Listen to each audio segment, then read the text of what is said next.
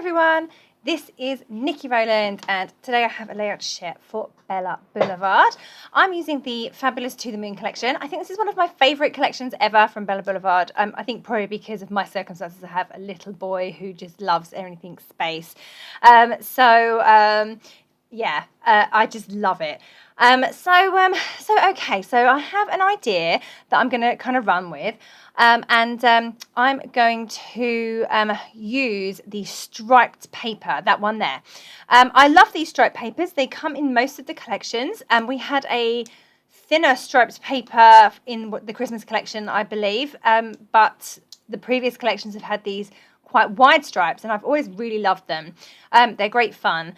Of course, I can't leave a piece of paper like that in one piece. I have to cut it up and stick it back together again. That's the fun of it, isn't it? It's the fun of being a scrapbooker. Yes, I have cut up all the stripes and I have distressed the edges. I've left them at the same width that they were on the paper. I may have mixed up the order. I'm not entirely sure. And I've gone for a Hearts Ombre background in black. So I've gone for the heart side rather than the ombre side. I'm actually following a sketch today. I'm playing along with a cybercrop challenge I was at a crop basically, so I played along with a challenge. This one is not an official sketch for this layout, so I haven't shared it. I do love a sketch. They're always fun to take inspiration from, and they just kind of give you a starting point, don't they? My layout actually ends up quite different from the sketch, but the elements are in a similar place, so I was definitely inspired by it, and that's what it's all about, isn't it? Finding a jumping off point. I've got my big wide stripes. I'm happy with how they're looking, and then I'm going to put my photo over on the right hand side. I have a big star that I cut from red paper. That's from the Bella Besties graph and dot paper. So I've cut one of those already. That was from a previous layout that I was going to use it for, but I didn't use it because it was damaged, because when I cut it, the metal die moved. So I ended up with a couple of points that weren't complete. So it's been just sitting in the bag for a while, and I thought, you know what, I can hide those damaged points behind my photo, and that way this star gets used, and it reaches its scrapbooking potential as opposed to being thrown away. So happy days. So the star is going to go behind the photo. I'm going to obviously build up some other embellishments around there too. I have another star that I've cut from another piece of Bella Besties paper in grey. I've cut that with a star punch. Again, that was just sitting in the bag. I didn't cut any specifically. Those bigger stars I didn't cut specifically for this layout. They were already done. And I thought I would use some of the planets. I love the planet paper. It's just fabulous, isn't it? It just cries out to be fussy cut. So I've used these little planets on many layouts now. I'm going to use some more today. So I'm just fussy cutting a few of those. I've also taken my small star punch, and I've punched a whole load of stars, well, 3 on each colour, from the offcuts of the coloured strips that I've used on the background of the layout. So altogether, this is going to be all built up. All these fussy cut planets and the stars are all going to be built up to create a vertical line of embellishments down the left-hand side of the layout.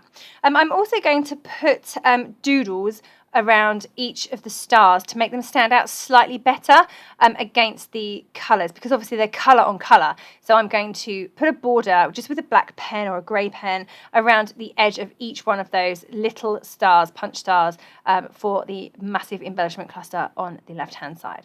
So that takes me a little while to do, so I'll probably skip forward and won't show you that. It definitely was worth doing because it just made them stand out so much better. Okay, so skip forward a little bit to all of those outlines being done and all of those stars and planets stuck in place. Most of them are raised on foam pads. I do love using foam pads to give my layouts lots and lots of dimension.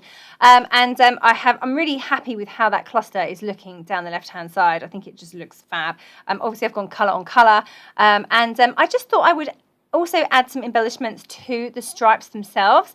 So I've gone for a border sticker on the blue, blue border sticker on the blue stripe, and I've gone for a multicoloured one onto the red stripe, and I've got that black arrow, which is a piece. I think I think that's a sticker. I don't have the layout in front of me, unfortunately, I am going to add this big kind of shooting star type whoosh. I don't know what that's called. But I'm going to add that under my title. My title itself is chipboard, and that is from the chipboard stickers, of course. And I've put some others around the side of the photo too, along with another piece of pattern paper from the cut apart sheet. Adding some label stickers now. I've got Little Man of Mischief, he sure is, My Boy, and then I'm going to add Dream Big as well. So I just thought that by adding all these little bits onto the stripes, the big stripes in the background, kind of gave them a little bit more interest. They were just looking a little plain in between all of that detail on the left, and there was a big gap in the middle, and then I've got my photo cluster on the right. So I just thought I would fill those little gaps in with a few bits and pieces here and there. So that is what I have done.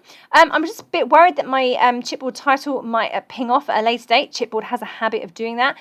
So I'm just securing those letters down with glossy accents to make sure that they do not go anywhere.